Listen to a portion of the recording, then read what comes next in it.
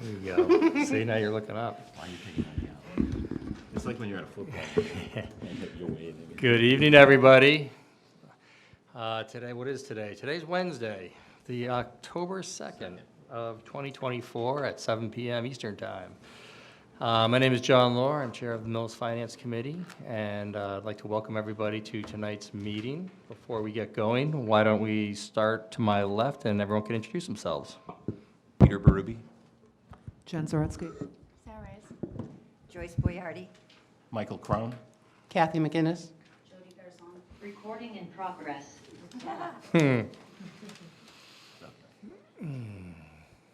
Perfect. Sorry for the pause there. That was for that was for Zoom. Zoom, Yeah, that was for Zoom.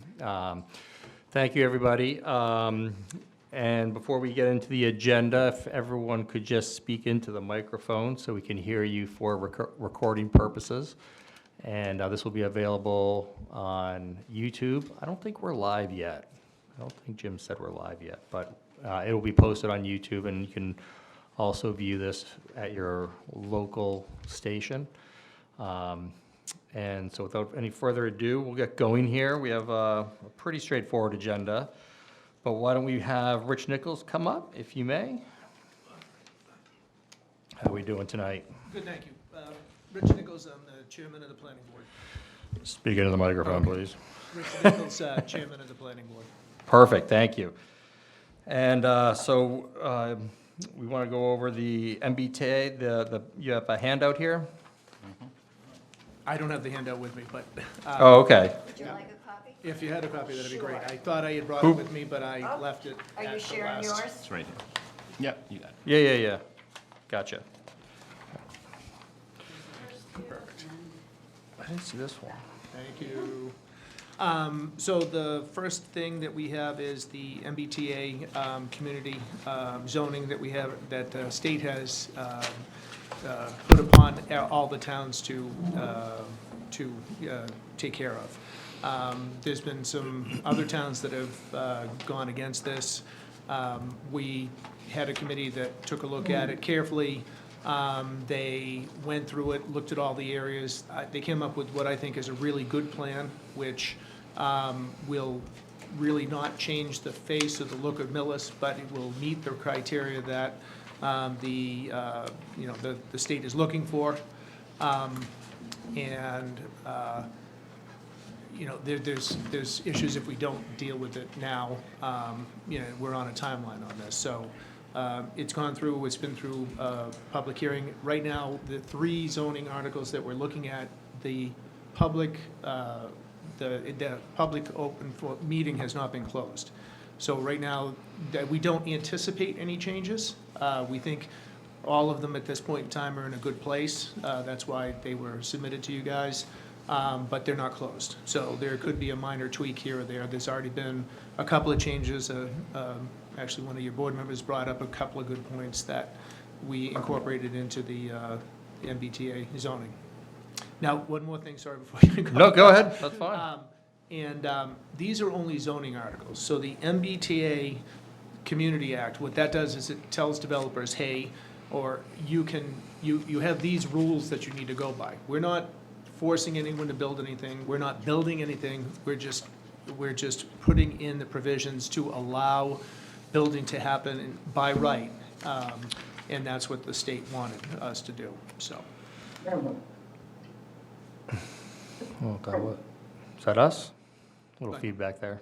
Thank you for clarifying. I was on the MBTA track, but to your point, there's several articles here talking about zoning. Jody's been our representative and has been keeping us up to date on the MBTA items. Is there anything that you would like to share at this point in time regarding the MBTA, or is everything? I think right now, there's still some concerns from people that, that we looked at, talked about, the meeting is still open and can talk about it again, but the way the planning board at this point in time, we think it's in a good position to, be sent to the voting public. Okay. And I know questions went back via email in terms of grants that Millis gets from Massachusetts. And on that one, I Yeah. would bring on the expert. Okay. Because we do zoning. Money is not my thing, so I would defer that to Bob Weiss. Okay, why don't we address that while Yep. we have it here?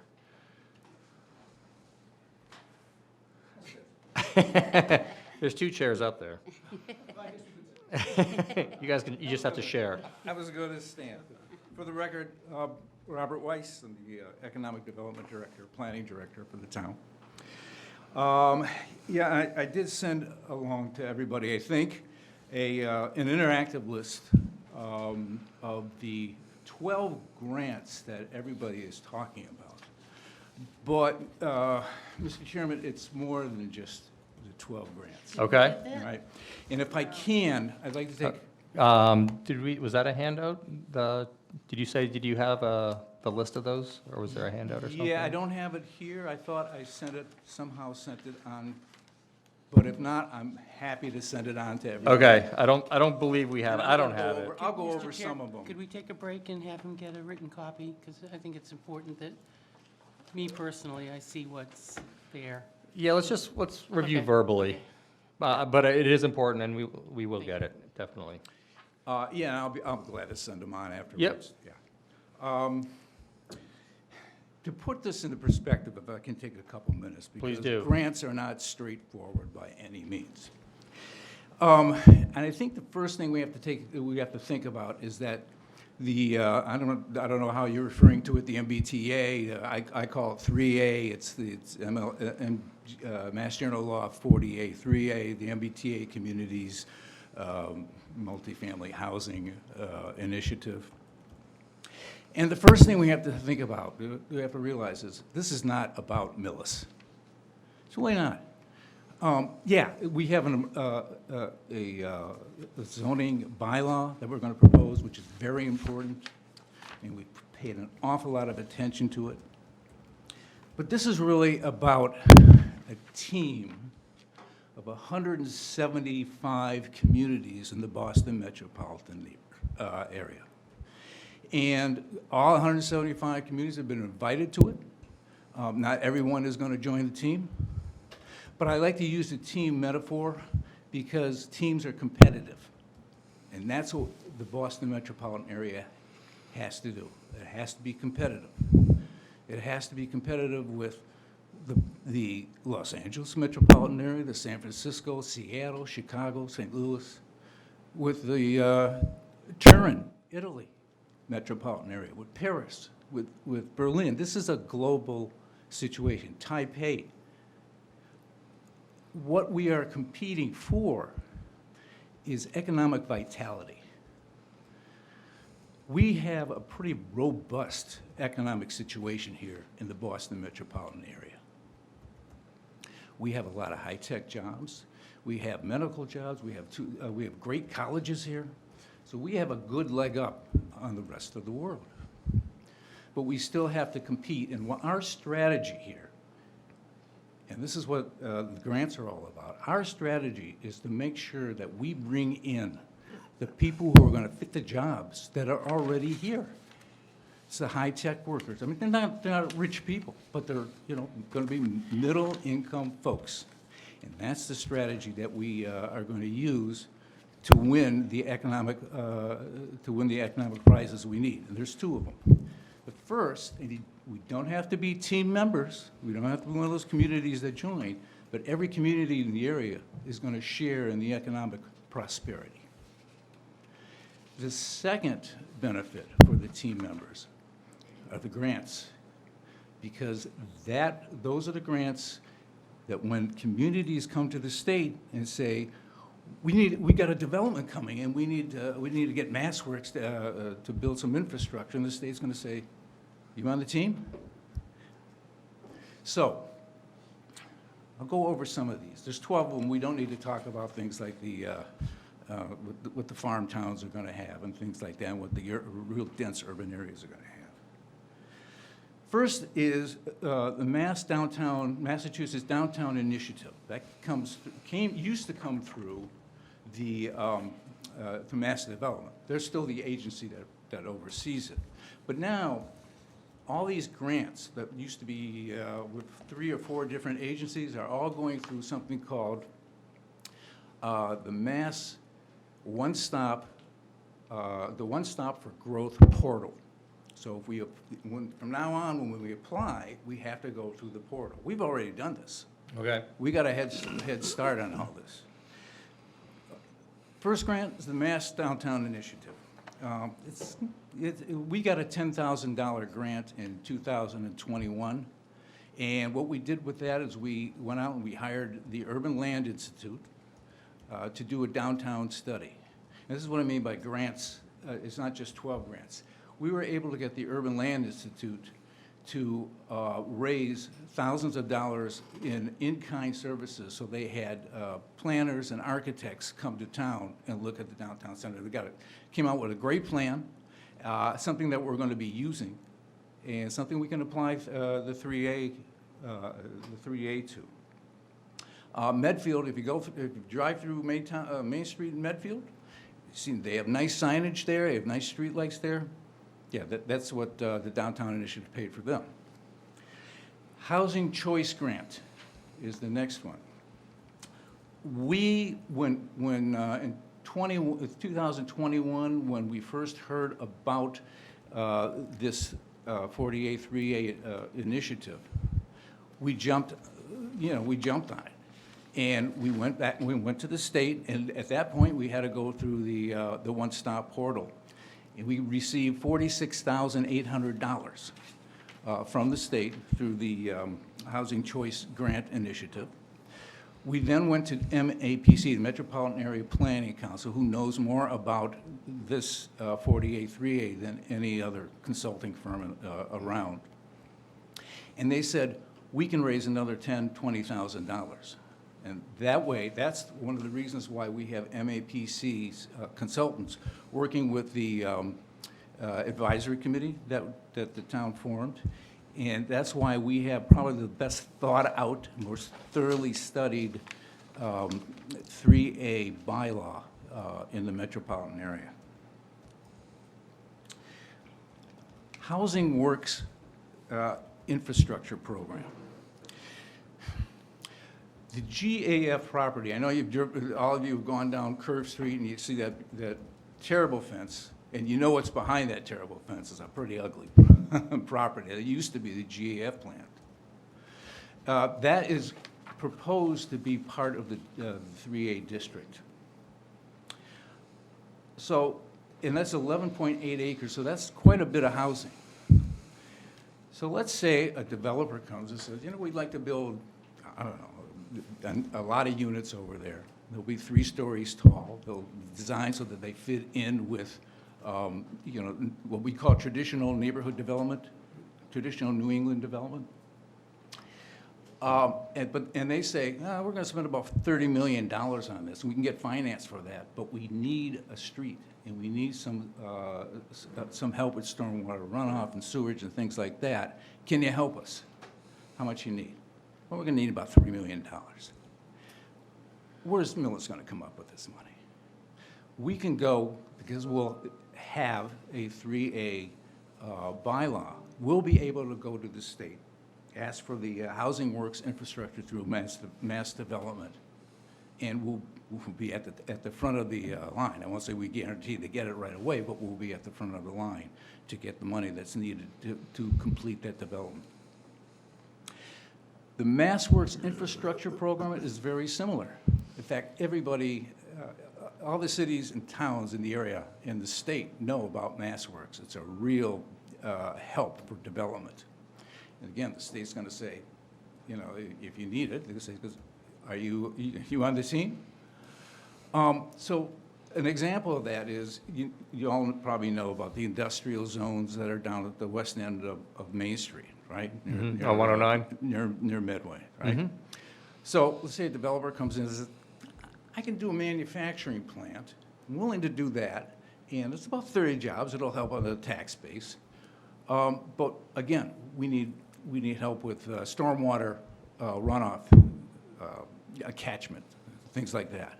Can you help us? That's what MassWorks is all about. And again, MassWorks will say, You know, if you play ball with us, yeah, you can get in line and get at the front of the line through the Mass Portal. The town administrator asked me a couple weeks ago, on behalf of one of the select board members, to take a look at the Lansing Millis Memorial, which is, of course, the depot, a beautiful building, but it's in pretty much disrepair. We did a feasibility study on that, and so I was asked, well, what can we do to start getting that building back in line?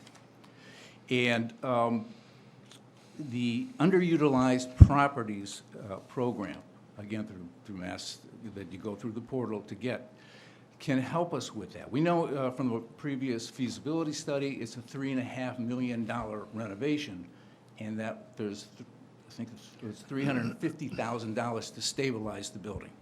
And that's what this program does. So we can go there and get that money to help stabilize the building. Just an example, Dudley got $900,000 last year to work on a mill building. Now let's say, go back to that GAF property, and they're building they're building their units over there. And then in the middle of it all, they discover there's contamination. I mean, it's an old industrial place, right? They discover it's contaminated, and they got to get rid of the contamination. Not enough money in the contingency of the budget to do it. I've run into this as a developer myself. The Brownfields Fund of the state is now part of this. The Brownfield Fund has helped an awful lot of communities get by the contamination, environmental contamination. So as I said, you get one grant, you can get other grants as well. And finally, there's a fairly small grant called the Collaborative Workspace. So what if we say Lansing, the Lansing Millis Memorial would make a good collaborative workspace? We have an awful lot of people who work out of their homes right now. And it's very helpful to have a space in town. A lot of towns have this, a collaborative workspace, where they can all come together, where they can have meeting space, they can meet with their customers instead of meeting in their homes, if that's the nature of their business.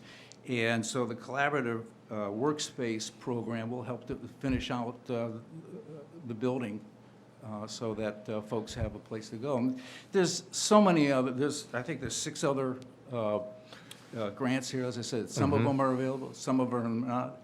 But the state is going to say, you know, are you playing with the team? So a couple questions.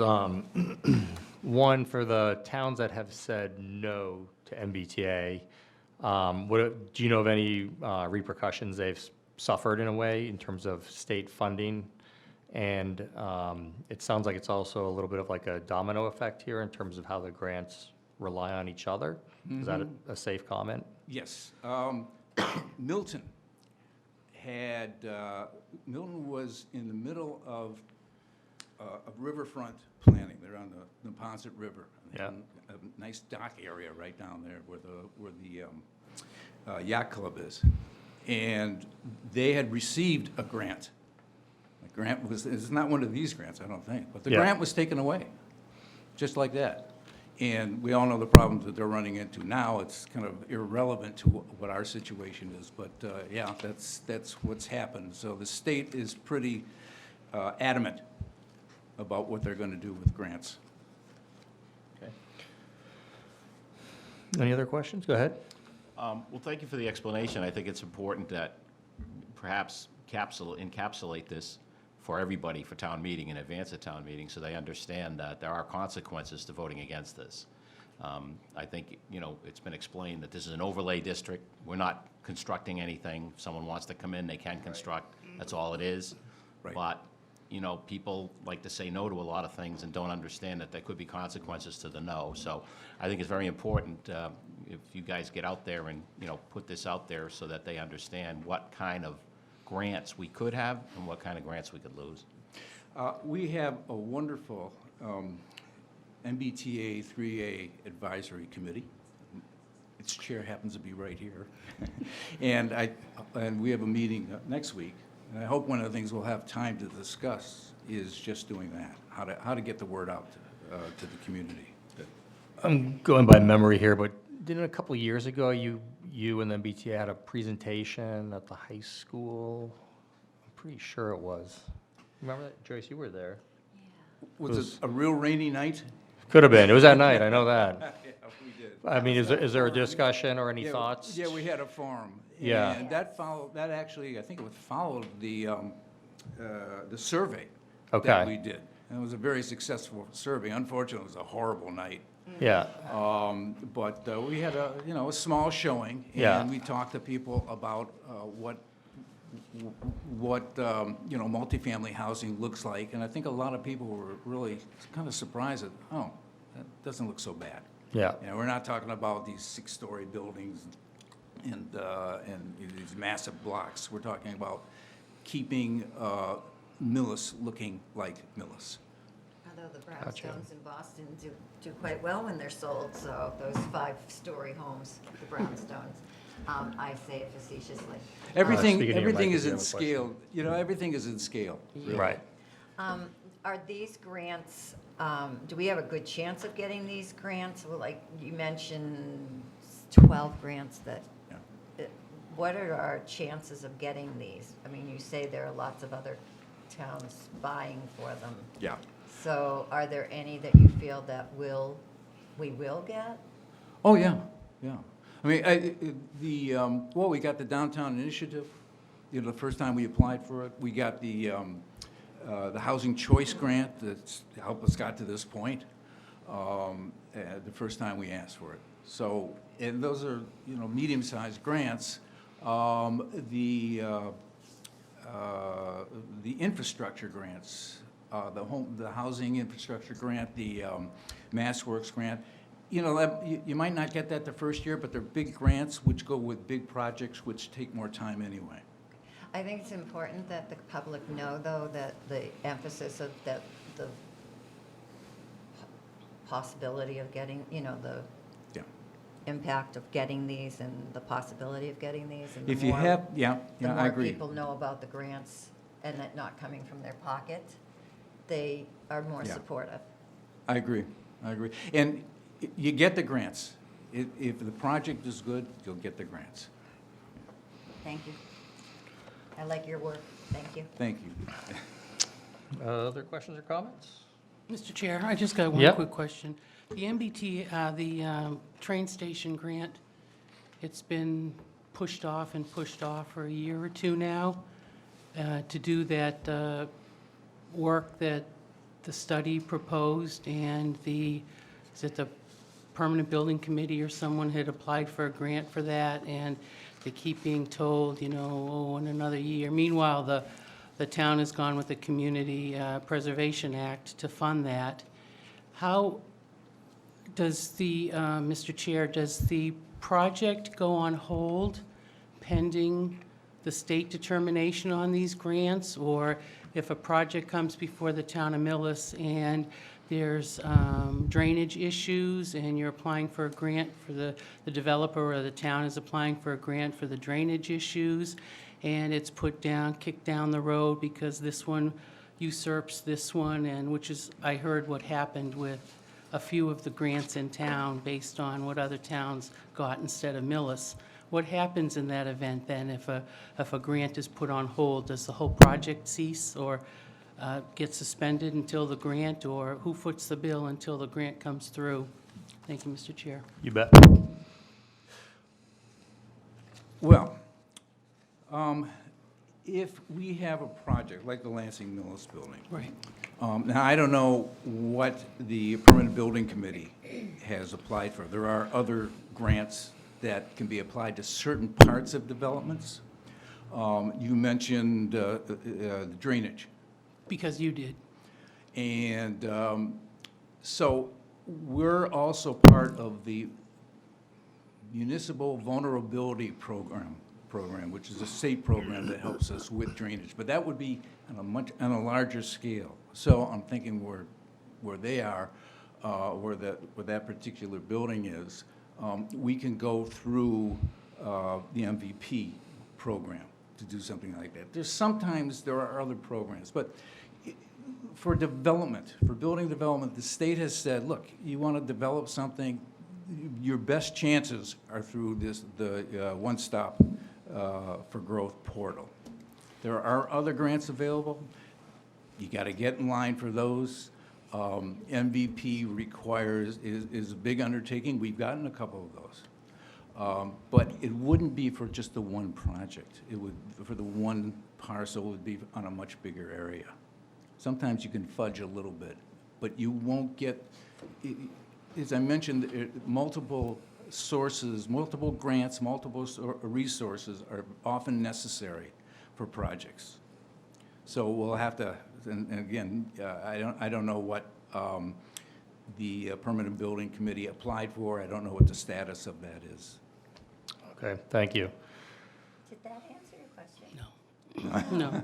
I'm The not sure. Permanent Building Committee, maybe Mr. Guzinski could clarify the group here about what they applied for, because it was discussed during the CPC meeting that unfortunately, I think I was the only one that was there.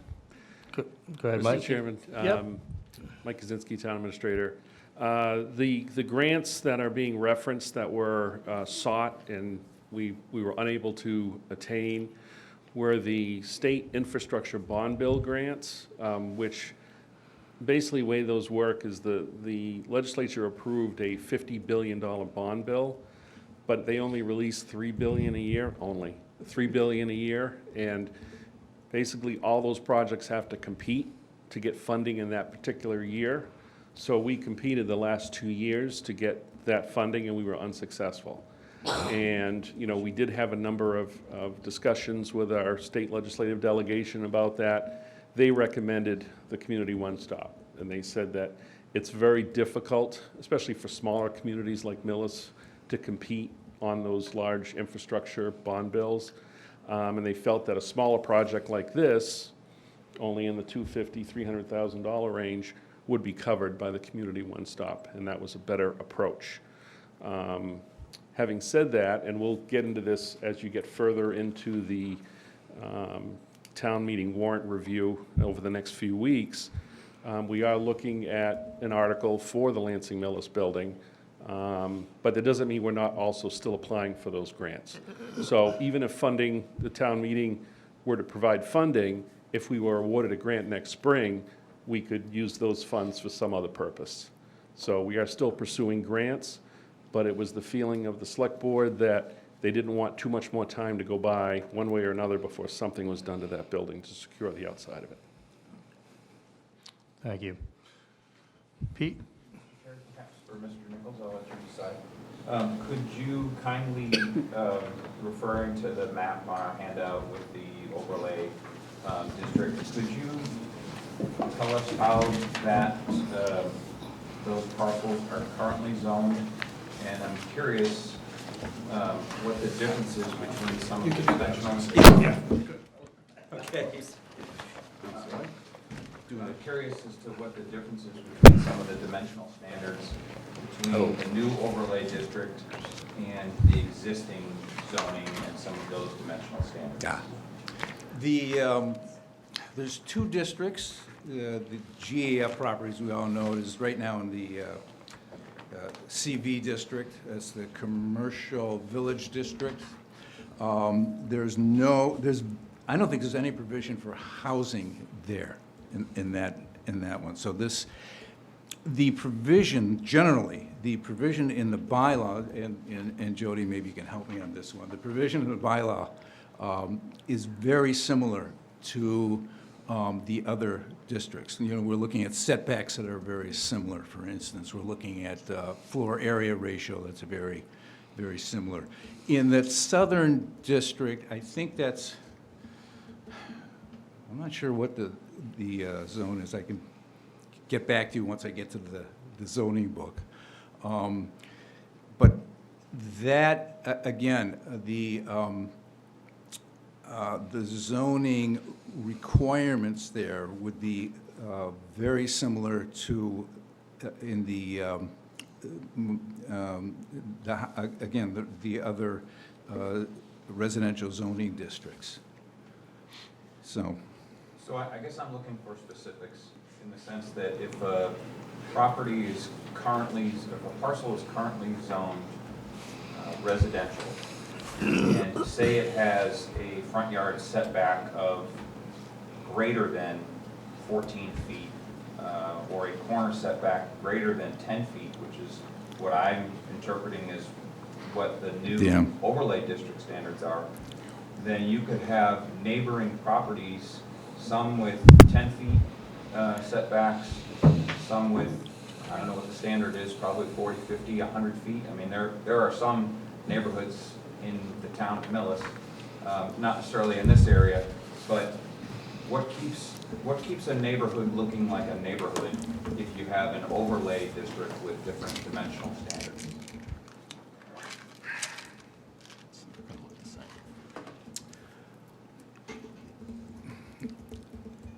What we were striving for in this bylaw is a more traditional neighborhood development. Bearing in mind the overall meaning on this is it's going to be a little bit more dense. Of course. Right? That puts the houses closer together, of course. And let's also remember that probably we're not going to be talking about, well, we may be talking about some larger developments because the properties, the areas where these are happening are areas, in one case, it's where we had the old industrial sector.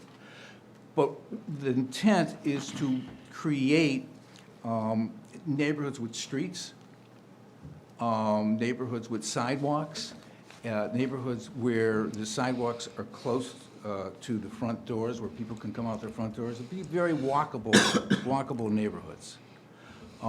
Many of the neighborhoods now in Millis are really not that walkable. You can't go out the front door and get to a sidewalk, right? If you go down, well, we all know the streets around here. But that's what this would mean. In the center of town, that's where you want that kind of density. That's where you want those that traditional neighborhood development. We have, if you go down, I'm trying to think of the names of the streets, of course, but if you go down the streets that are close to the center of town, the houses are closer together, right? And it'd be more like that. They won't be out of scale because they'll be kept at 3.5 stories May I interrupt? and 35 feet height.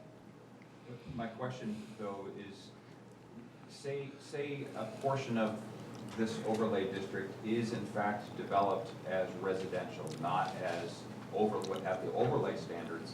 So those setbacks will be different. The dimensions of the lots could and would be different.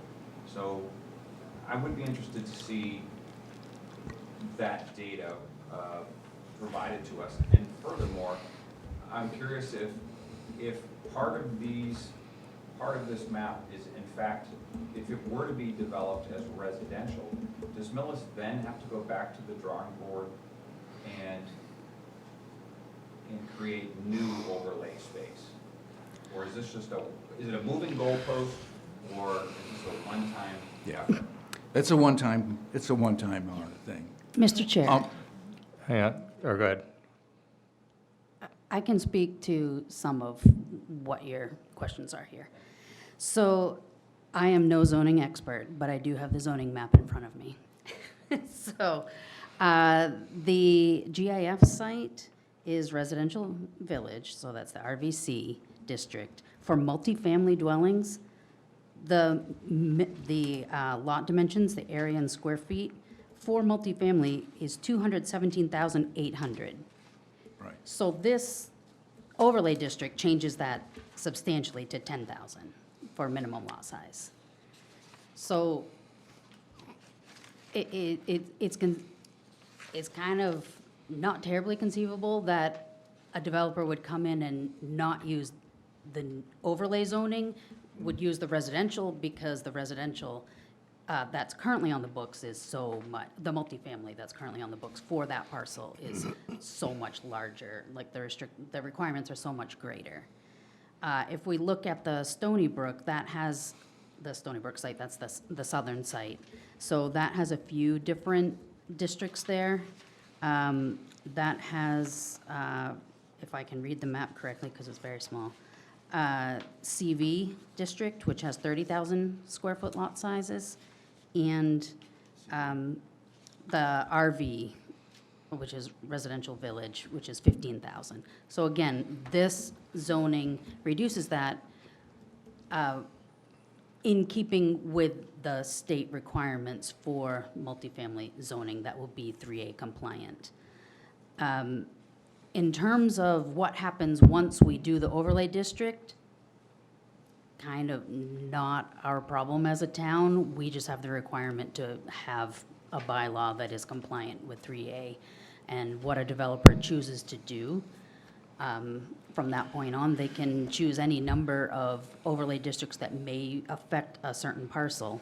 But as long as we're compliant with having on our books the bylaw, then we are compliant and we don't, well, I'll never say never when it comes to the state, because you know they can always come back. But as it stands now, But there's nothing right now that says that we always have to have so much, that's more my question.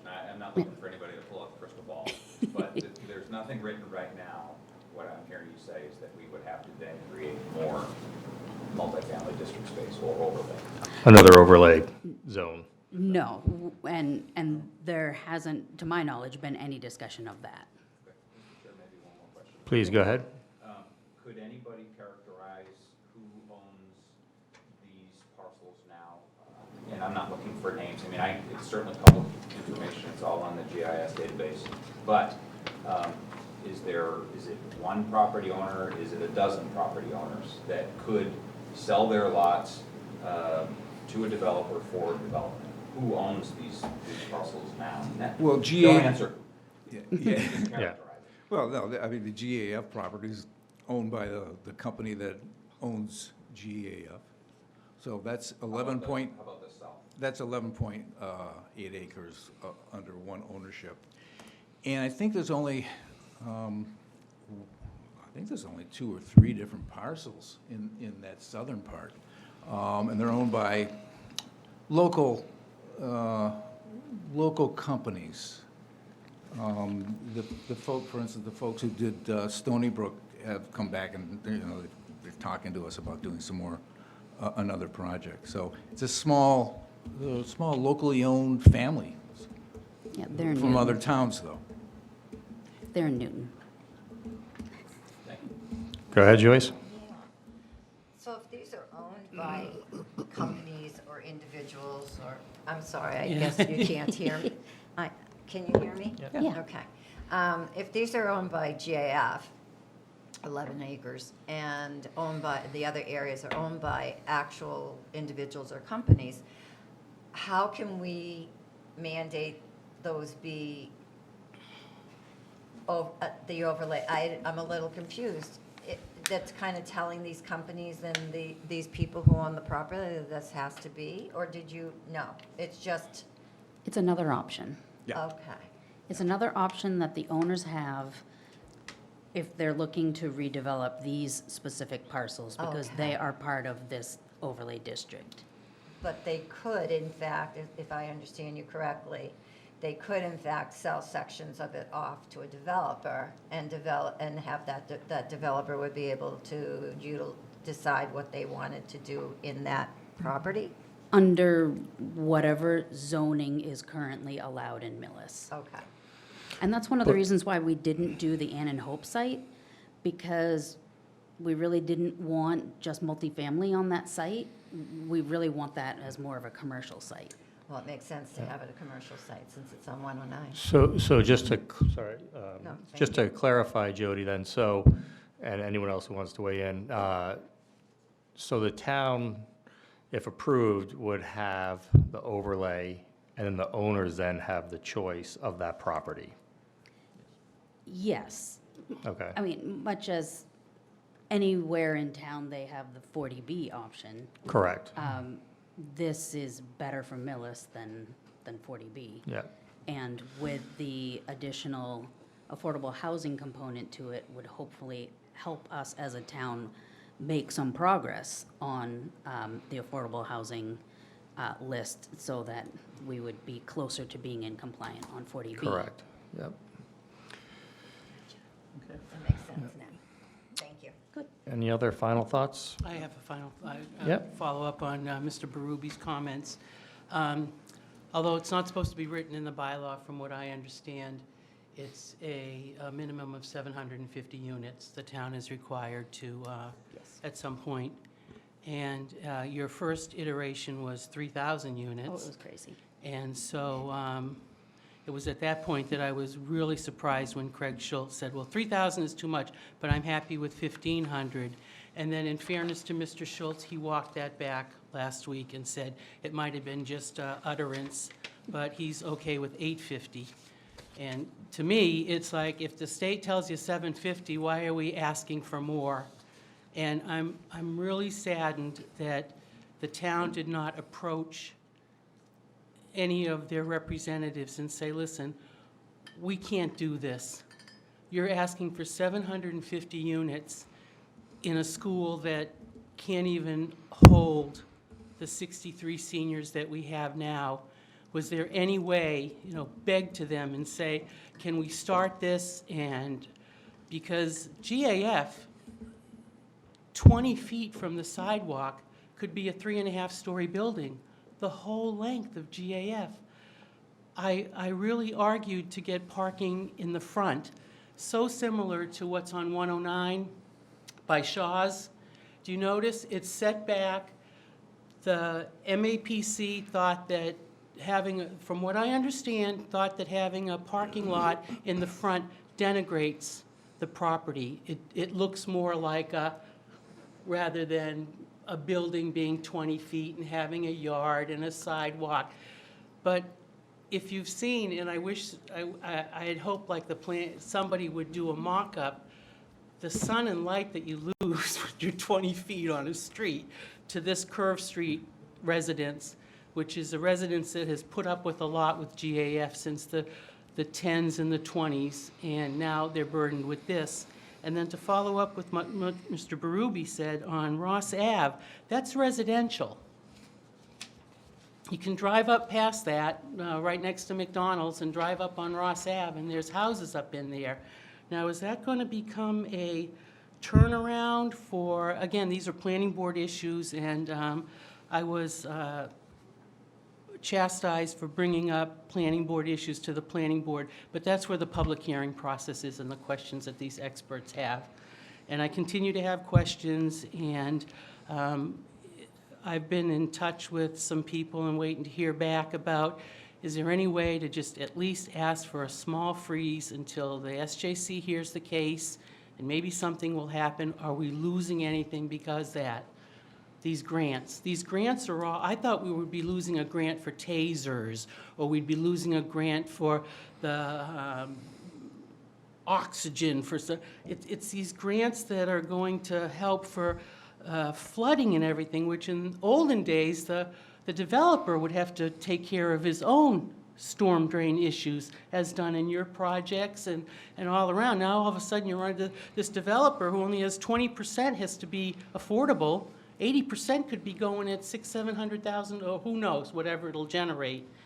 But yet then the state's going to help him pay for the drainage and everything. It's just, it's a win-win for the developers. And until someone can, the police will be overloaded, it was stated, the fire department will be overloaded, and it's just not right to just be sitting back and allowing this to be on the books for something that everyone is saying will never be done. But you don't think there's somebody that would, one of these companies that will come to GAF, spend millions to clean it up and do underground parking after they clean up all the soil, and then just go up 850 units? If that's what the voters in Millis want, that's what's out there. But it's all on the table for them. Mr. Yeah. Chair. Thank you. Go ahead. So I guess I just want to be clear about just what Kathy said. So my understanding from listening to everybody about this, including at this meeting, is this is not, just because this is done doesn't mean it's going to happen. If I, as a Correct. developer tomorrow, approached GAF and said, hey, I want to buy your property, I want to build 750 units, as long as it as long as it conforms, thank you, with the zoning that's there now, I can do that. So I just want to understand, doing this is not going to open up the floodgates, so to speak, to have developers come in and do it. It's just that if it's done, there are options that we can take advantage of because we've done this. But it could be vacant for another 100 years, right? Yeah. Okay, so I just want to make sure, because you had said maybe everybody would come in and it would be done, but just from what I understood, it doesn't mean that's going to happen. Well, Mr. Chair, if I And it could happen clarify, anyway, correct? if I could clarify, the current zoning there would not allow 750 Wait, units. I'm thinking, But that's who what you knows? said. Correct, but a Who knows developer what could would still happen come on in. 11 You said. acres? Yeah. But if it doesn't allow it now, would this allow 750 units to be built right Not- in that little tiny 11-acre spot? Who knows how many someone could Well, calculate? Okay, so that's, I just want to make sure that we're clear, No. that we're not just saying something that's going to Correct, scare correct, people to correct, not voting for it. correct. This is just the approval of the bylaws, and Kathy, you have a point, but all this is speculative in terms of what developers will do in the future and at what point in the future. Final comment, Pete. Maybe just for clarification, I think developers have an option to do something similar to this right now under 40B, 2 stories. but number of units and type of units, Yeah. there are certainly options under 40B that Yeah. exist today, regardless of the current zone. Do you want to weigh in on that, Rich? Or- No, just if you're going to close it out, I just wanted to. Yeah, last- understood. Go ahead, final comments, go ahead.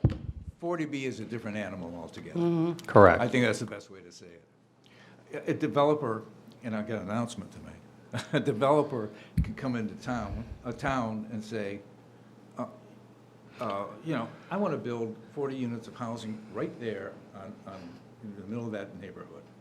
And we said, well, that's a single-family neighborhood.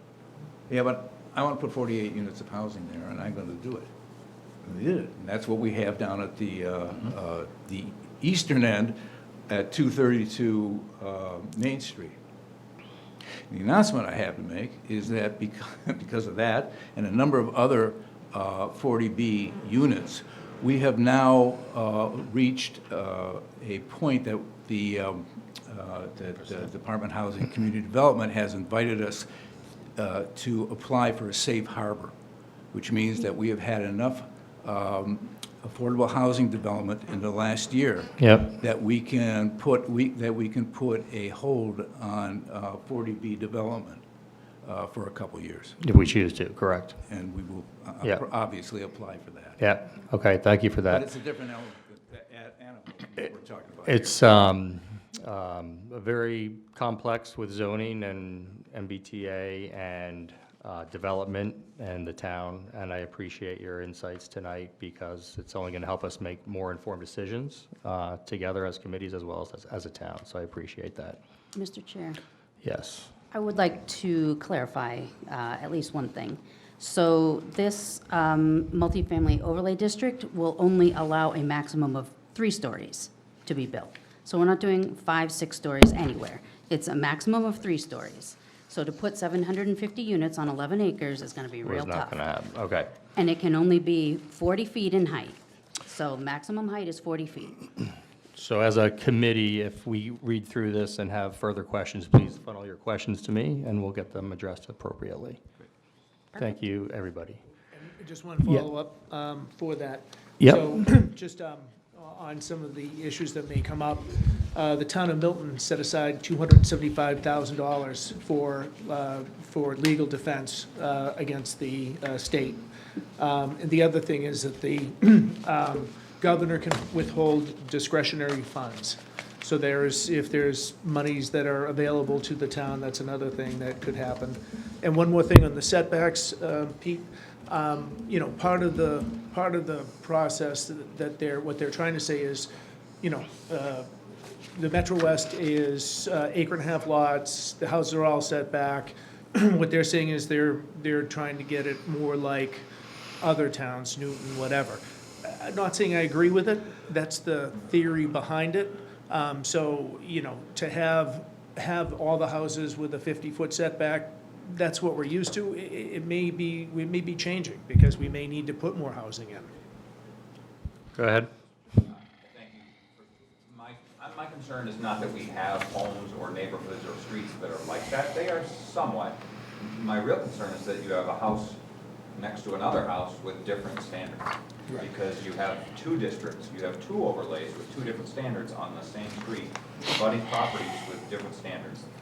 That is not the type of neighborhood I would like to live in. No, regardless. and fair enough, but, you know, you could have a house that's a traditional colonial, and you could have somebody that builds a modern house right next to it. Understood. So, I mean, it's not saying that your point is wrong, and, you know, to be upfront, I'm not a big fan of the MBTA Community Act at all. I think it's overreach by the state. I've told Bob this, I've told the committee that. That being said, I think the committee has spent a lot of time getting this, so it's not perfect, it has warts. But I think it's a good fit for Millis, and I think, you know, we should be able to put it forwards. Like I said, it's not perfect, and in a perfect world, they might have done it in a different way. Thank you. We're going to shift to other zoning bylaws, or dog parks and things like that. Thank you very much. Revenue generating. Thank you, Rich, for your flexibility in weaving that in tonight. Do you want to talk about the other items that we have here? Yep, so we have two other items. Yep. One is a small zoning change for a dog park on the former Babfar property. Applicant came, the dog park would be allowed by right, but what they want to do is have it where folks can come in and have a drink, have a cup of coffee, watch their dogs, which wouldn't be allowed. So they suggested a very small change. It's not going to be a restaurant. We were very clear in that. We don't want to have we want an Applebee's down there. This would be something where people can come in, they could watch their dogs, they could hang out, have a beer. And I guess it's in other parts of the country, they have it and it's very successful. So it seemed like a very small change in our mind. We tried to limit it, we did limit it, so it was limited to that specific, application. So just to clarify, where's the geographic location of this? It's, if you go down, it's when you go past the car wash. Yeah. It's Medway, it'll be on your left-hand side. It's across from like the nail salon. And Gotcha. Yeah. Okay, There's a big piece of property over there. It also has solar panels on the backside of it. gotcha. Okay, thank you. Go ahead. Say where it is. So let me ask, why wouldn't we want a restaurant there? I mean, we have restaurants on that street. You know, I think, They didn't ask for it. They came to us, they said, hey, this is what we're looking to do. And we said, that's fine. They didn't ask for specific. but it sounded like you would have not been in favor of that. I mean, I think given. Well, here's the question, and I'm going to ask you a question. This is presented before us. Why would we want to change the zoning in that specific? If someone else comes along in the future and says, hey, we want to have another piece of property, they can come and ask us the same question.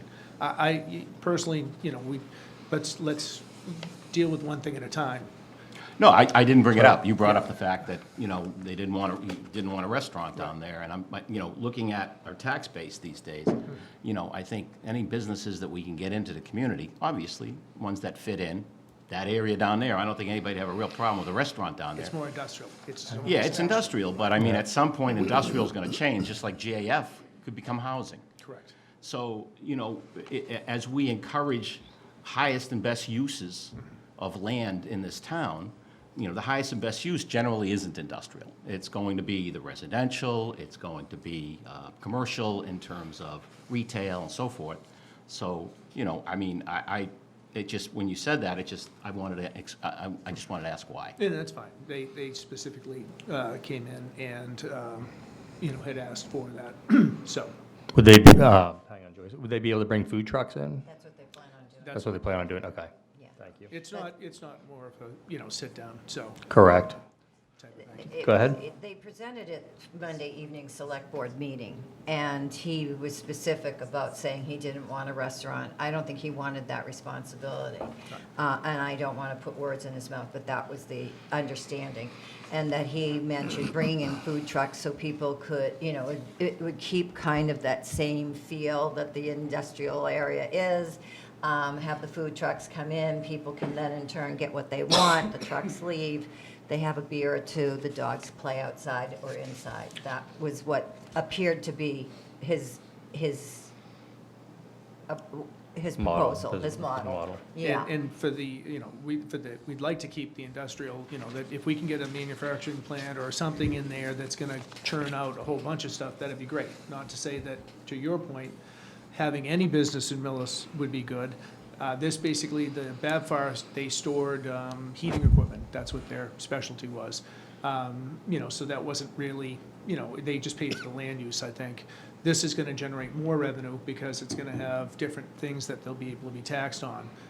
So I think it's a, you know, a win for the town. Go ahead. I mean, the reason I bring it up too is I sat at the Board of Assessors for 20-some-odd years in the town of Westwood. We had University Avenue, which was an industrial warehouse zone. You look at it today, and it completely remade itself.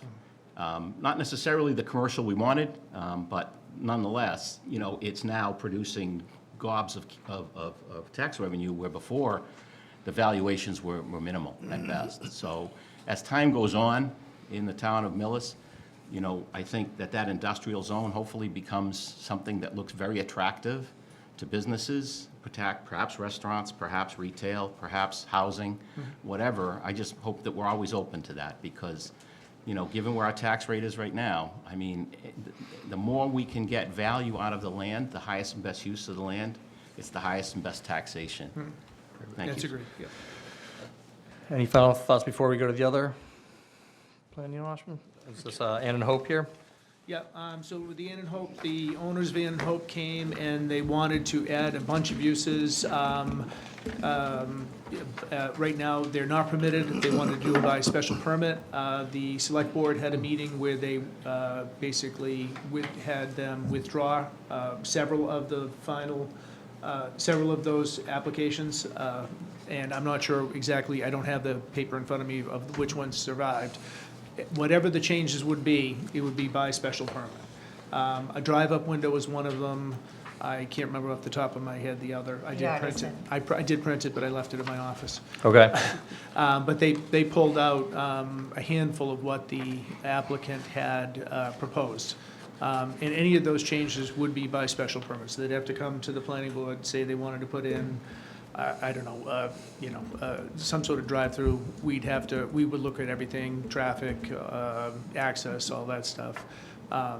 So whatever survived would be what they were looking to put forwards. And going to your point, you know, we said, hey, if this is gonna bring more business into Millis, we're for it. So that's, you know, the planning board sent it all to the select board pared it back a bit.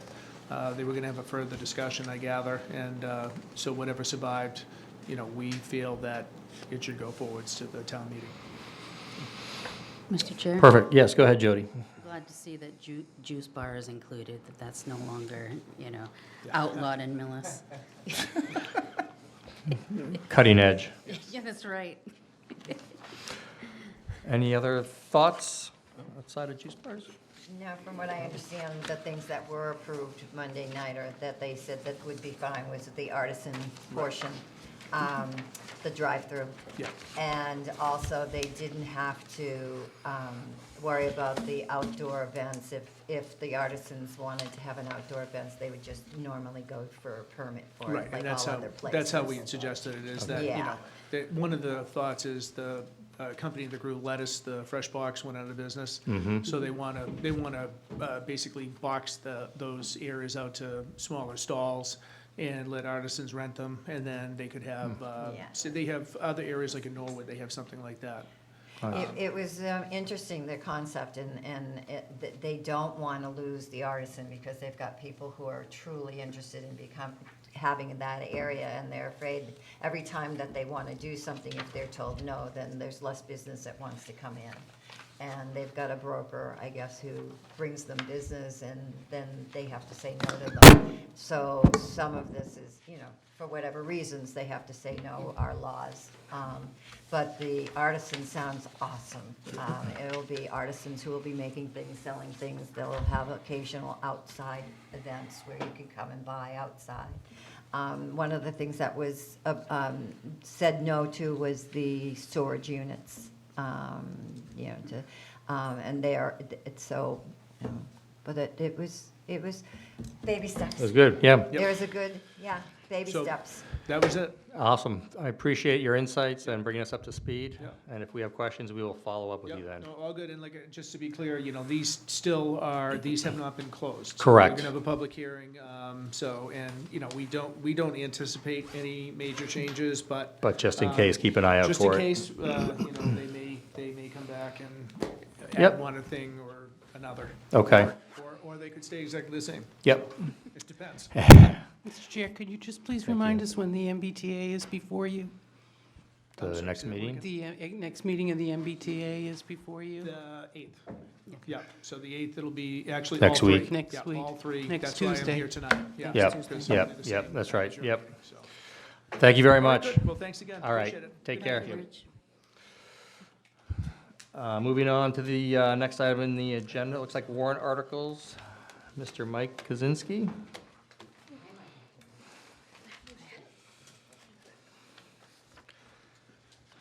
Good evening again. Good evening. So tonight, the select board did close the warrant a few days ago, but I do anticipate they will be reopening the warrant and adding maybe a couple more articles that are still being reviewed. But tonight, I just wanted to give the 10,000-foot view of the potential articles as they're currently kind of listed. Okay, At your next meeting, I should be able to get into the weeds a little deeper. perfect. But just wanted to give you an overview. Okay. So, it looks like we have around somewhere between 18 to 20 articles. Most- Five to 10 a couple weeks ago. Jeez, what happened?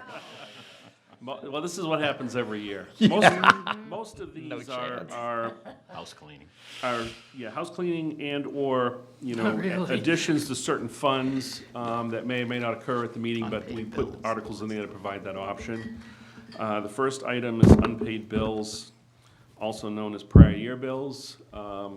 Oftentimes, vendors, for a number of reasons, do not get their bills in on time, or for any oversights, maybe not have the funds properly encumbered. So therefore, we do tend to have some unpaid bills every year. So we'll have a list of those. The next item is any adjustments to the FY '25 wages and expenses in the budget. Again, not aware of really any of those at this point, but we put that in there. And we are reviewing the different accounts to make sure we don't have any issues.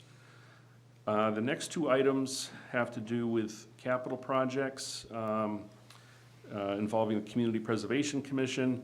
I think there was some discussion earlier about the Lansing Millis Building Project. There is a request for $250,000 for that work to seal up and properly weatherize the Lansing Millis Building. I believe the Community Preservation Commission has voted to fund half of that, $125,000.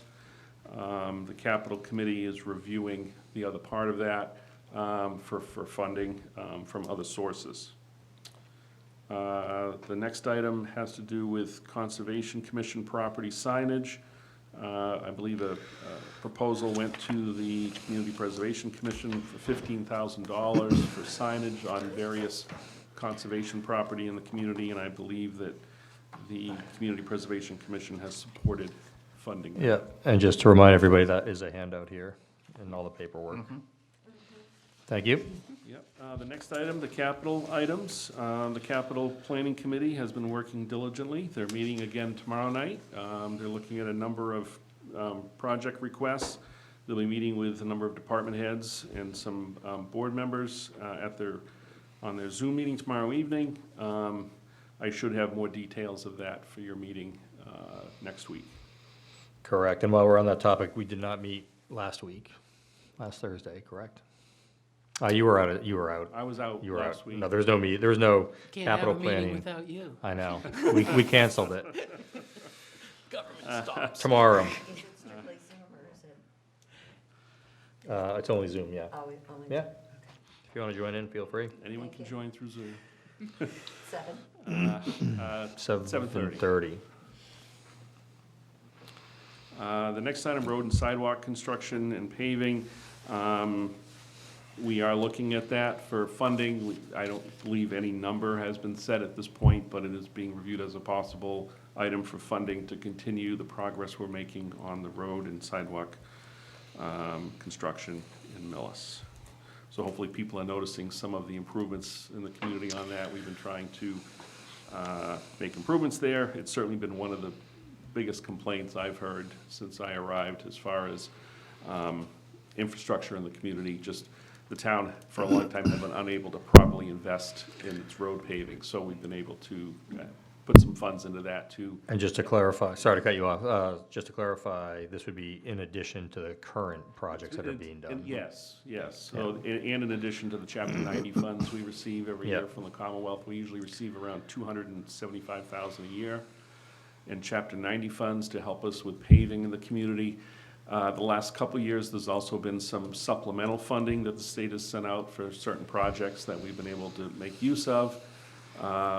The DPW director also has been doggedly going after additional funding from the state to pave sections of Route 109. The state did commit to do that. Right now, we're unsure whether that's going to get done this fall or next spring, but we're pushing for the fall. So we'll keep you updated on that. We've certainly been keeping them aware of the town of Millis up at DOT. Perfect. The next section has to do with authorization or the acceptance of MGL Chapter 44, Section 54B, subsection 1. This allows some additional leeway in the way we can invest certain town funds. This is something that's being adopted statewide by a lot of communities.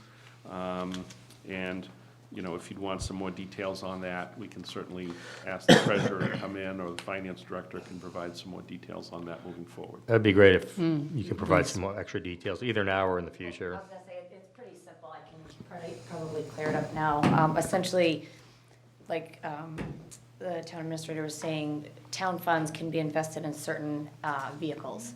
And this statute allows a little bit more diversity for trust funds that can be invested outside the legal list of investments. And so essentially, our investment partners will be able to take advantage of up markets, you know, down markets, and things like that. Again, we still invest very conservatively with trust funds and things like that. So it's not over equity exposured, that sort of thing. It really simply said, it offers a little bit more variety in the investment options that our partners can assist with investing, so. Mr. Chair? Thank you. Go ahead. For me that doesn't know what a trust fund is, I wish I grew up with one, but what is a town trust fund? Sure, a trust fund is, there could be donated funds to the town that are done in honor of a person. I don't know the town of Millis's trust Okay, funds yet, I but got I'm it sure now. that the town Okay. treasurer would be able to give you the details on that. I get it. It could be cemetery, perpetual care, different things that are entrusted to the town to, Okay. you know, be So benefited by the not town. free cash or Yeah. anything? No, it's nothing like that. And it could be multiple trust funds, correct? Absolutely. So, in prior communities I worked in, we had like 14 different trust funds. Some were land bank trusts, cemetery, perpetual care trust funds, trusts in folks' names that sort of donated, you know, money to the town. So they're governed by trust documents, like any of you might know, you know, trust documents would govern what happens with those funds. Each of the trusts are governed by that, and what happens is when it becomes in the control and the authority of the town to do the investing, this statute just, again, it broadens the investment options that those funds can be invested in. Thereby, you know, the goal would be to maximize gains. Thank you, Mr. Chair. Yeah, thank you. Just another curious question. So is there a list of those trust funds that we have? Is that public, that's public knowledge, right? Absolutely. Is that on the website? Is that on the website maybe? No, Our yeah, audit? it would be in the Let me audit. just be Any of our curious. financial statements, absolutely. Right now, what you see in the annual report is an aggregate amount of what those trust Yes, funds I are. saw that. But you can absolutely get Okay. details on that. The treasurer's office will be able to provide that. Mr. Chair, could we ask that the town administrator provide that to Yeah, the no, I'd like to board? see that, absolutely. Thank you. It's also good for residents to practice their estate planning if they want to donate to the town, too. There you go. Legacy gifts. All of a sudden, you get 30 people going to the treasurer's office asking for the same information. Yeah. So maybe. No, it's good. That's good stuff. Thank you. I appreciate the details on that. All right. The next two items have to do with the sale of some small town properties. The select board are looking at an initiative to try to put unused and town-owned parcels back into a taxable status. And we do have a lot of very small parcels around the town, which would be probably of no value to most folks, but sometimes property owners do want to add to their current, if they abut this property. So we're aware of two properties right now where there's a strong interest from abutters to purchase properties. The select board would have to vote, and this would be the process, to declare these properties as surplus and vote to allow the disposal of them. Then the town meeting would have to vote to authorize the sale of the properties. And then there would either be a bid process or an auction in order to sell the property, so that'd be competitively bid. Mr. Chair? Yes? Once again, if we could create an abutters list and location, who the abutters are, the owners, and who will be offered. They don't know because it's going to be in an auction, so. With the. You mean the hang on. You mean the location? I'm just to the, You the mean the location of the area, the address, yeah, who there will lives be around maps. there. the parcel I mean, 21012 Right. 000? Yeah, there will be maps Okay. provided and, full, a lot and parcel information. That would be in the warrant probably, right? There'll be a description in the warrant, in the article. Okay. On where that is. And we'll get a copy of the actual parcel maps, so the Yeah. committee can view those. That'd be great. Yeah, just so we know. These are Yep. generally landlocked parcels that really, unless you're in a butter, you have a very difficult time using them, unless you owned a helicopter and you wanted to land in the middle of the woods. Yeah. Which might happen. Go ahead, Joyce. One of my questions was, are they abutters landlocked? But also, would the residents that are abutting have first option to No. buy, or it No. has to go out? It'd be an open Open bid bid. process. You know, you would think, for the most part, they would have the highest value to the abutters, but again, the select board can set a minimum bid price if they want to set a minimum. So there's a bunch of safeguards that could be put into effect to at least get some fair market value out of them.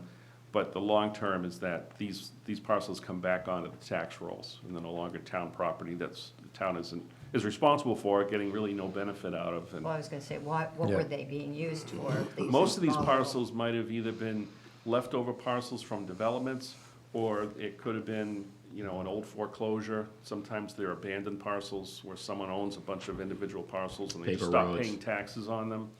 And eventually the town takes them. And this is the process to be able to put them back out as private parcels. Gotcha.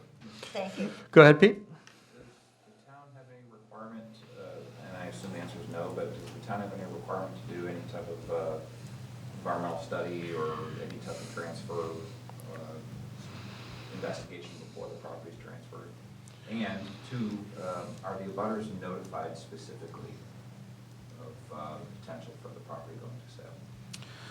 Those are both good questions. I would think that we would probably notify the abutters, at the same time we did a public notification, because they would be the most interested, so we would notify all the immediate abutters, so that, if you had property owners on each side, they'd each be fully aware of this and have the opportunity to bid if they'd like to. Also to get their personal property off of the town's property before it transfers. If, Probably already using yes, if there is a case where there's a structure or equipment or storage on there that would have to be addressed, that would be an issue, yes.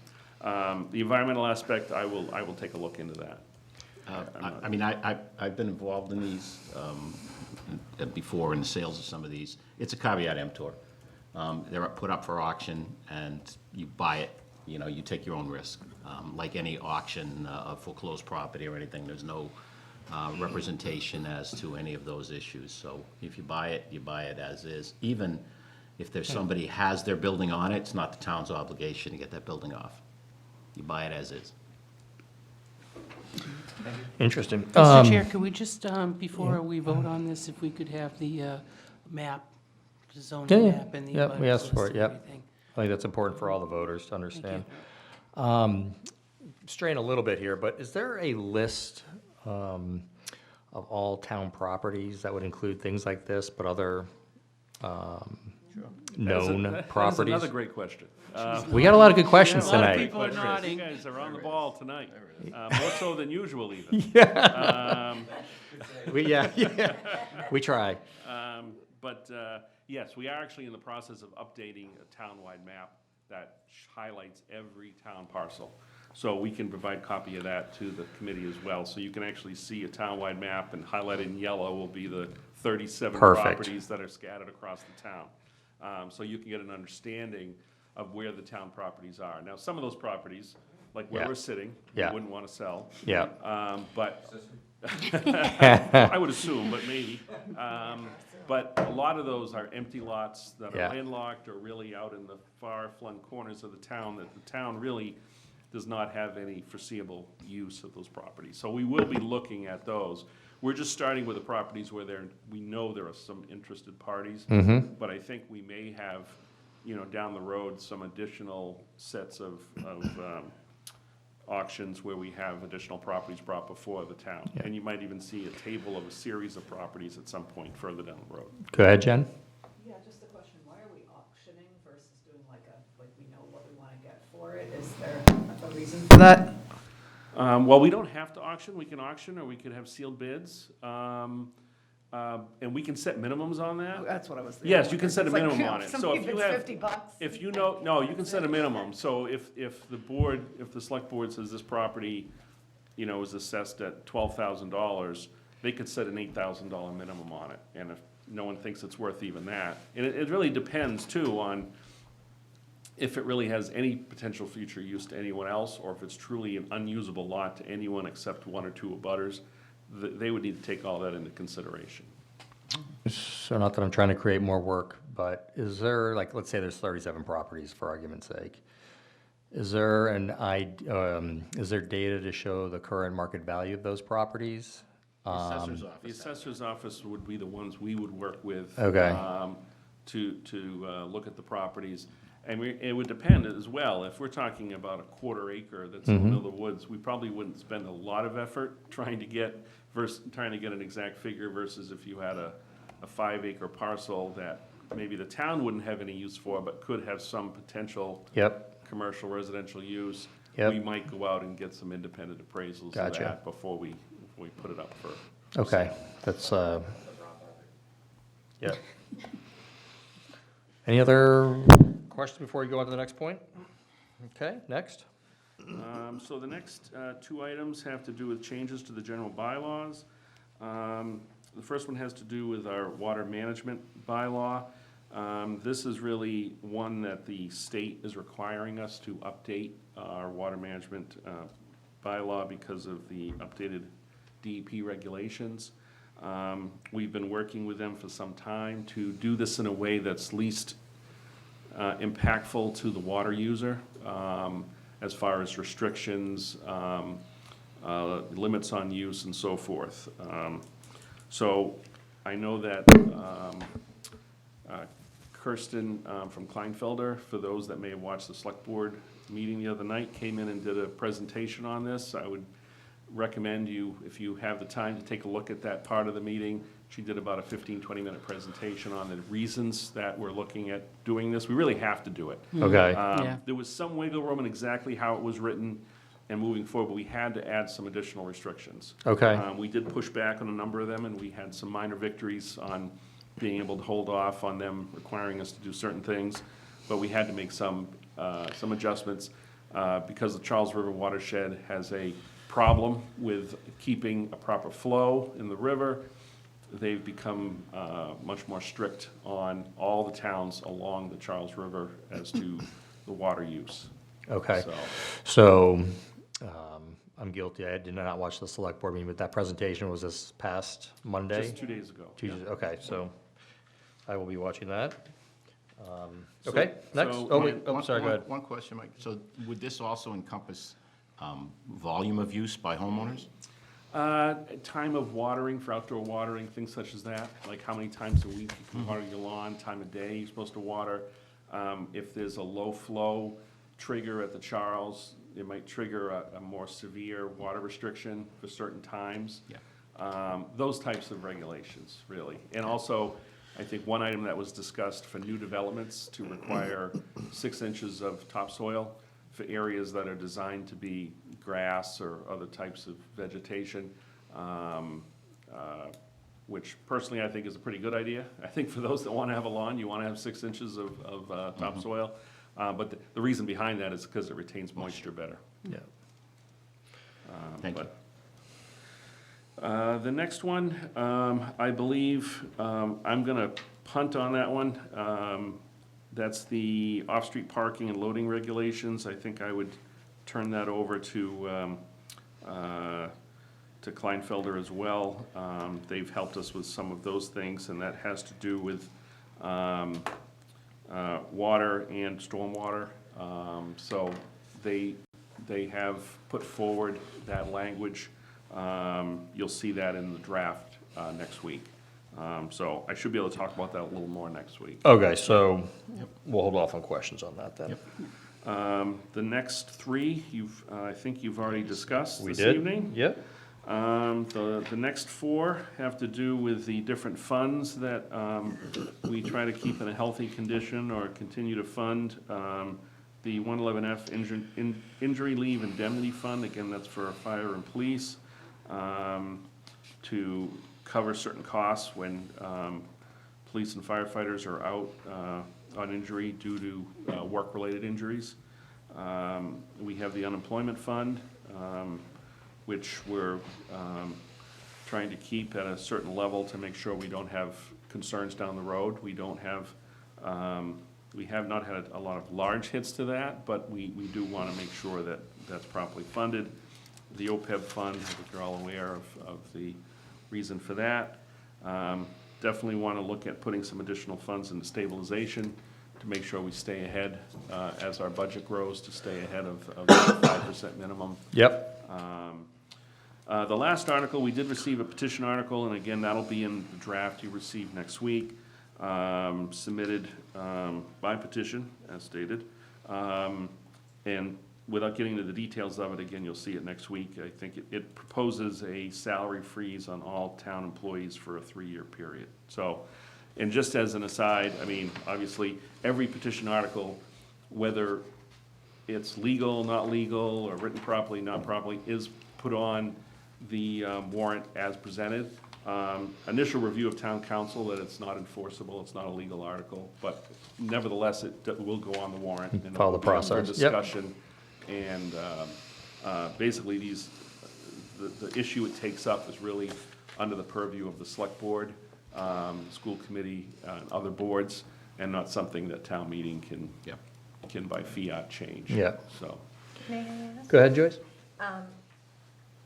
We're unionized, the school and the town, what he said. town employees are unionized. mostly are unionized, that's correct. So how would that be possible? What you just said.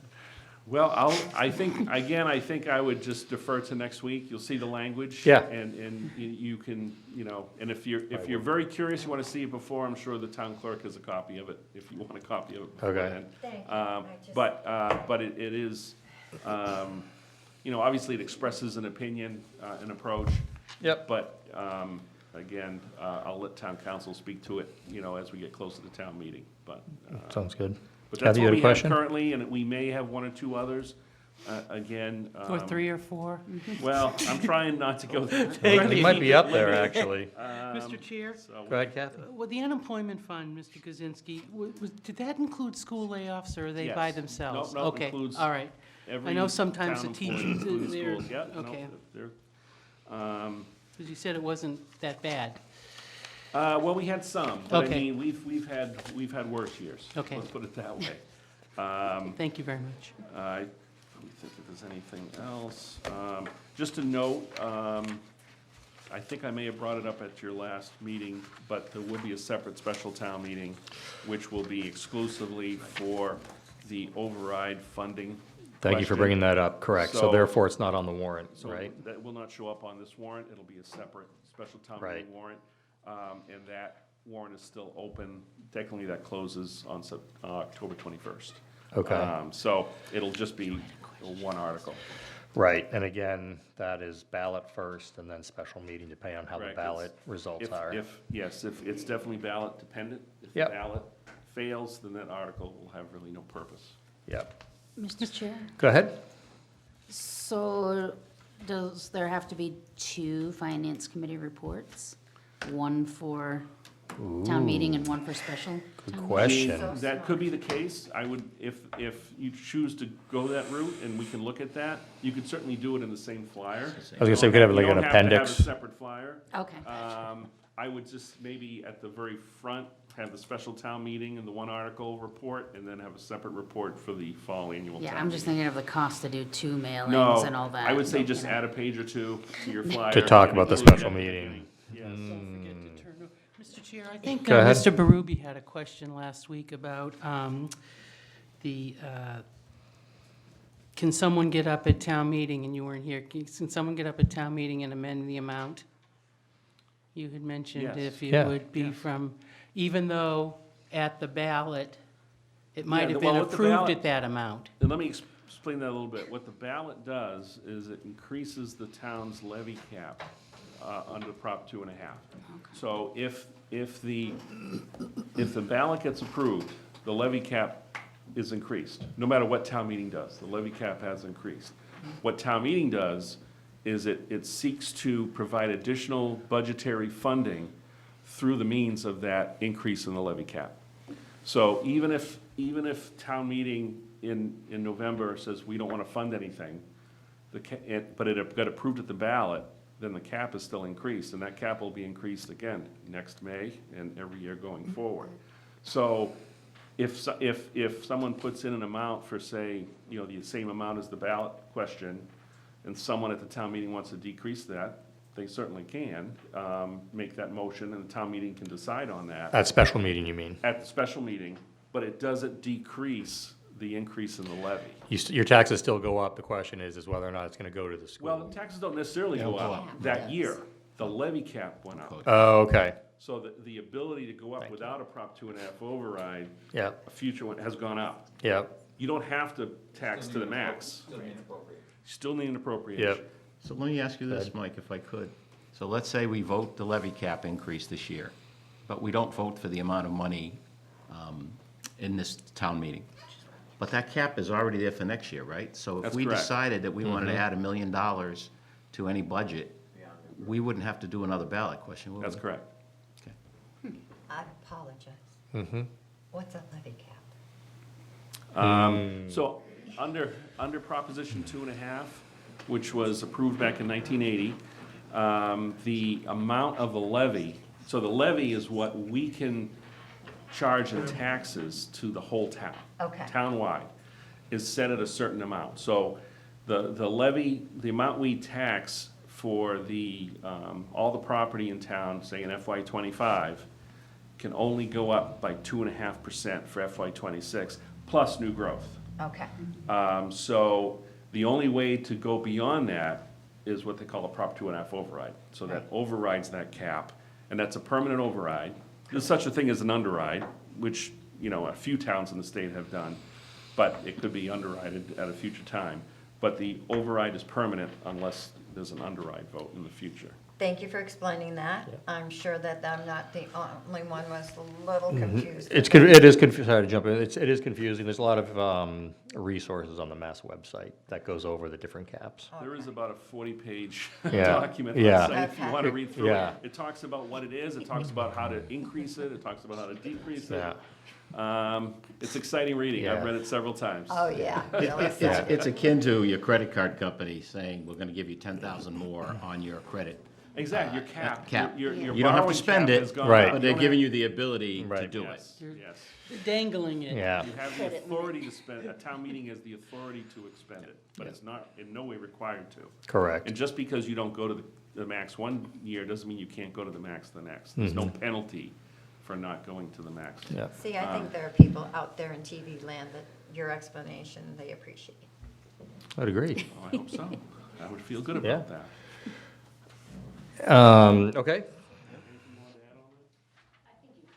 Yeah. Oh, good job. Yeah, that's nice to get approval. Nice job, Mike. All right, so we will wait for more descriptions, more article Yes, my plan is to. by next week, Get correct? you a draft warrant. It'll still be a draft. Correct. Get you an actual, 10, 15-page draft warrant. Yep, By next Wednesday during the day before your meeting. I can't guarantee how much ahead of time, but I'll try to get it to you by Tuesday if I can. yep, But it'll, at least so you'll have it in front of you when I go through it. that'd be fantastic, yep. And then I'll also remind you if we could get that parcels, land parcels Yes. and map, Yep. Absolutely. if possible, Have the assessors do it for you. yeah, Mr. Chair, yes. I had. You got to talk. Please come Yeah, you have to go to a mic, sorry. Maybe that one.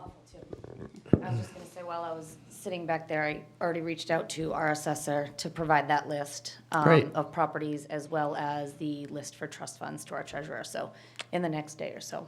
Wow. Map is being created by a vendor right now, so I may not have that for another week, 2 weeks, but you'll have it. Perfect. Yeah, you'll have a property location. You guys are all familiar with the streets and properties in town. So Yep. you'll be able to see it's under, current ownership. You'll see the assessed value. Someone made the question, asked the question about, will you see the current market value? You will not. You'll just see the town's assessed value. Correct, yeah, fair enough. Thank you very much. Go ahead, Pete. I'm just looking at the schedule, and my question is whether, while we're on warrant articles, whether you're going to have a meeting on the 23rd of October, and who, if anybody, we ought to invite to the future meetings. For instance, the lead petitioner would be one that I think we ought to hear from, Ooh, yep. along with, any others that you deem fit. I mean, I think there are questions on perhaps the assessor's office on the resale, but maybe just a handout would be sufficient. I don't know. I'm not speaking for everybody, but myself. Good comments. I'll make notes and see who we can get in here for those articles.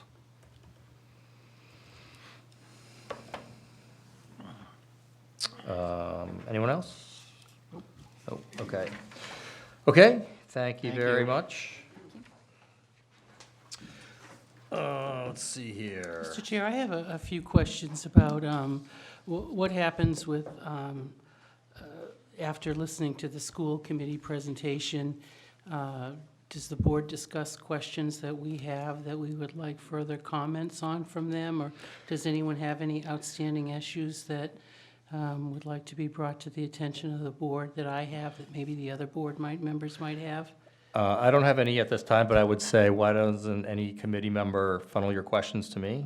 And I'll get them to the school committee and see if we can turn that around quickly. Thank you. Yep, definitely. Okay, moving on to, I think we're going to skip the vote to change the reorganization of calendar to fiscal because Pete Underhill is not here. So, Can I ask one question? yes, go ahead. I know when we talked about this back in, some time ago, there Yep. was a question as to what specific date we could do this if we did it in the spring because the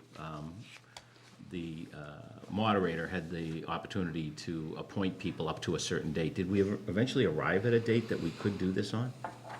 To actually take the vote? No, to actually change the time of reorganization. There was a question as, we couldn't do it right after town meeting because the moderator could still pick new members up until a certain July time. 1st. So we wanted to make sure that we did this Yeah. after that period of time. Did we ever come up with that specific Correct. date? I think, to my knowledge, and I'm open for comments, is that if we did change it to go on the no, we want to go on the, fiscal year, right? Right, so it would happen after the, Right, it would happen after the fall meeting. probably the July meeting. July, the spring meeting, yeah. Right, but when does but No, they had it's said May. that, someone had said that the moderator could still appoint after town meeting. Hang on, Deirdre, if you could mute yourself, Deirdre, so Mike can ask a question. We're getting feedback. If you could mute yourself.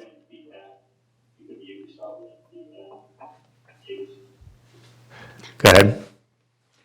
I mean, that's the question. Repeat. To repeat it, there was a question by, and I thought it was Mike had brought it up, but it could have been someone else as well, that the town moderator has until a certain date to appoint new members to the FinCom, and that we would want to hold the reorganization until after that meeting, so that we would have all members involved. Mr. Chair, Go ahead, Pete. I would say that perhaps there's no issue at all because the reorg is separate from the actual appointing of members. And in my opinion would be that we would want the seated members to vote on the next chair. That's really what the reorganization about is chair and officers, chair, vice chair. And clerk. secretary, Yeah. Clerk. And have that vote be done by existing members rather than new members. Say you did that after July 1st. The other thing is you could always vote with an effective date of, you could vote in the spring prior to July 1st or whatever to give him time, the moderator time, if there was a confluence of the issues. But you could just have an effective date of August 1st. So, great point. So right now with the calendar, because it says at the first or second meeting of the calendar year, I would say the first or second meeting of the new fiscal year. Right. Right. Yeah, Right? Is that it? agree. Would that solve what you're I would be happy with asking? it at any time after town meeting, but I just want to make sure that it sounded like there was some restriction as to a certain date. And I could be wrong in my interpretation or memory of that. Okay. If we could just check with them, to maybe check with Mike, he can ask town council, just so we don't go and have a meeting and reorganize, and then it finds out that, we didn't have the ability to do it on that date. Right, so if the annual spring town meeting's in May, then that would go June and then July, allowing for that. Go ahead, Jody. So the moderator, this is according to town bylaws. Yeah, The moderator has 45 days after the adjournment of annual town meeting Right. to appoint the 9 members of the committee. So anytime, So if there's no restriction, as as you said, we could do it with the current membership, and then new members would be subject to the reorganization. So that's fine, I mean, I don't have a If the problem with moderator chooses to appoint the current people. that. Who That's knows? the- It That's the could- other issue it too, could yeah. I happen think that the maybe that was moderator the chooses point. That was Well, the but they are point. for 3-year terms. yeah, but there's terms for each position, right? That's 3 right, years. but But he let's can say remove them. that someone becomes the chair and they're up and he chooses not to reappoint. Yeah. Yeah, Right, no, but there's a difference. There's Yeah, 9 the members to the reorganization. committee that has 3-year terms. And then every year, it should be appointed or voted on, as it states here, who the chair, vice chair, and clerk is. So not someone who's up for reappointment? Good point, Could be. yeah, that's a good point. Chances are if they're. I would just recommend that we do it after whenever After his 45 days are I up. suggest that. None too. of I this think that's a going, good idea. The first Yeah. meeting And after one that vote. 45-day period. You're really talking about July anyway. It's 45 days after the Mm-hmm. Right, May May. meeting. so- I see what you're saying. Then you're lessening the. From and more- you're If we don't meet new anyway. Committee members voting on the next chair. Yeah, I don't that's think okay. smart. no, it's not, Well, they'll have no basis to right. make a proper vote. Unless you voted earlier, then you had an effective date for the reorg. That would be down the road. Yeah. Okay, let me work through those weeds a little bit. Just thought I'd muddy the waters. Yeah, great, all right, so, good thing we're postponing that. Right, Right, yeah. well, depends. Okay, bills payable, AFTC annual dues, let's see, I think I have that here, I have 2 copies here. Yes, go ahead. I move that the committee vote to approve bills payable in the amount of $196 for Association of Town Planners membership. Second. It's been moved and seconded to approve the bills for the Associative Town Finance Committees. If everyone could please, was there one already going around? I have multiple copies. You probably have the original. You have the Yeah, original. you Yeah. have the original, it was I think already that- starting to. I think that is, isn't it? No. Sorry, guys. Oh, it is. That's the yellow one. Press that down there. So, Mr. Chair, can I ask a question about the capital planning that's going to be Hold on, we next? didn't take a vote on it yet. Yeah. All those in favor of approving the ATFC annual dues, please say aye. Aye. Those oppose? Those abstain? It's unanimous. Please pass that around. Kathy, go ahead. The capital planning, I think last week the school committee said they would be presenting the purchase of vans to the capital planning. That's happening tomorrow. And is there any way that you could follow up on some of my questions about the actual cost of the vans to staff them, to insure them, versus if they have any data available as to a lease, sort of, where you go through a company to provide these services? Sure, I can ask those Okay. questions tomorrow. If you Thanks. want to shoot me an email Okay, fine. on a list of those questions, just so it answers specifically what you're asking, I'd be more than happy to ask those.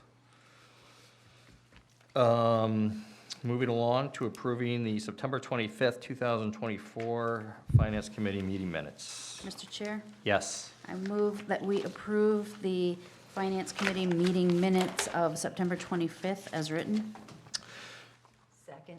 It's been, there's been a motion to approve the September 25th Finance Committee minutes of 2024 and seconded. All those in favor, please say aye. Aye. Oppose? Abstain? Abstain? Because you were not here? Correct. Okay. Thank you. I think we talked about CPC. Any COA updates? COA, well, the fire department is having their open house on Sunday, this October 6th, from 10 to 2. And anyone who would like to visit, we're going to be there. The COA is going to be there with their bears. Okay. Awesome. If there's no other closing comments of old or new business, I'll take a motion. Move to adjourn? Second. Motion and second to adjourn. All those in favor, please say aye. Aye. Thank you, everybody. Thank you, dear. Thank you, Deirdre. Thank you.